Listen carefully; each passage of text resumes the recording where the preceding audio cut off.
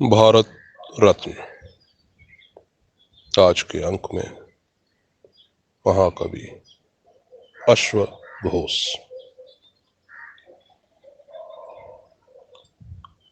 अश्वघोष भारत की सांस्कृतिक धाती है, विरासत है।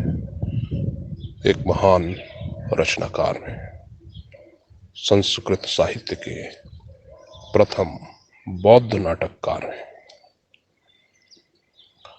अश्वघोष के विषय में, उनके कालखंड के विषय में कुछ निश्चित प्रमाण उपलब्ध होते हैं। अश्वघोष महान बौद्ध सम्राट कनिष्क के राजगुरु एवं आश्रित राजकवि थे। कनिष्क का राज्यकाल सन 78 से लेकर 120 ईस्वी तक निर्धारित किया गया है। जैसा कि प्रचलित शक संवत से पता चलता है कि यह कालखंड सम्राट के राज्यारूढ़ होने के समय और अवसर को निर्धारित करता है। भारत सरकार ने इस संवत को अपनाया है और अपनी कृतज्ञता और आभार इस देश की महान समृद्धशाली परंपरा सम्राट कनिष्क के प्रति अपना आदर व्यक्त किया है। हम कह सकते हैं कि अश्वघोष का समय प्रथम शताब्दी का अंत तथा द्वितीय शताब्दी का प्रारंभ है। अश्वघोष ने पद्य काव्य और नाटक तथा साहित्य दोनों में ही सामान्य रीति से अधिकार पूर्वक अपनी अतुलनीय काव्य प्रतिभा का प्रदर्शन किया है। जनसामान्य को अपने कौशल का दिग्दर्शन कराया है।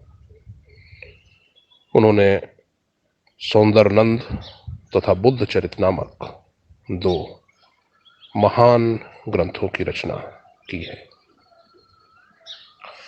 अश्वघोष बौद्ध धर्म के अनुयायी थे, इसलिए उनकी रचनाओं पर बौद्ध धर्म का प्रभाव तथा महात्मा बुद्ध के उपदेशों का, उनकी धम्मदेशना का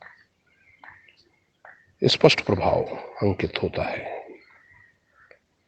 अश्वघोष ने अपनी कृति में जिस संस्कृत का प्रयोग किया है उसमें कतिपय शब्द तथा मुहावरे प्रचलित भाषा से भिन्न है।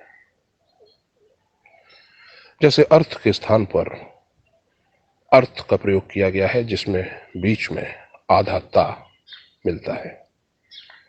यह तत्व ब्रज तथा मथुरा के समीपवर्ती प्रदेशों की तत्कालीन भाषा से कुछ भिन्न नजर आता है। छंद की लय पर उन्होंने विशेष ध्यान केंद्रित किया है। इस लयबद्धता के कारण अनेक स्थानों पर क्रमि शब्द के स्थान पर क्रीम शब्द का प्रयोग किया गया है। काव्य रचनाओं में रचनाकारों को प्रायः इस प्रकार की छूट मिलती है। अश्वघोष बौद्ध धर्म के अनुयायी थे, इसलिए स्वाभाविक है कि उनके प्रवर्तक की भाषा का प्रभाव उनकी साहित्यिक रचनाओं में परिलक्षित हुआ है। संस्कृत छा प्राकृत में छ न होकर खा हो जाता है, द न होकर द हो जाता है, ग ण न होकर अ हो जाता है। जैसे हम सामान्य रूप में सुनते हैं, भिक्षु के स्थान पर भिक्षु शब्द का प्रयोग होता है। अश्वघोष बौद्ध दर्शन साहित्य के प्रकांड विद्वान थे और पश्चातवर्ती बौद्ध साहित्य पर उनका आशातीत प्रभाव पड़ा है। दुर्भाग्यवश बौद्ध मत के अन्य नाटक ग्रंथ काल की गति में लुप्त और समाप्त हो गए।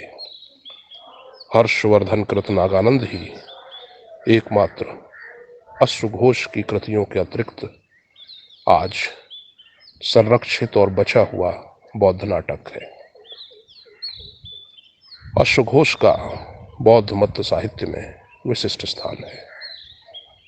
हमें प्रयास करना चाहिए कि अश्वघोष की इस विरासत के रूप में साहित्य की सर्वांगीण उन्नति के साथ उनके प्रलुप्त साहित्य के पुनरुद्धार के लिए हम अपना सक्रिय योगदान प्रस्तुत करेंगे।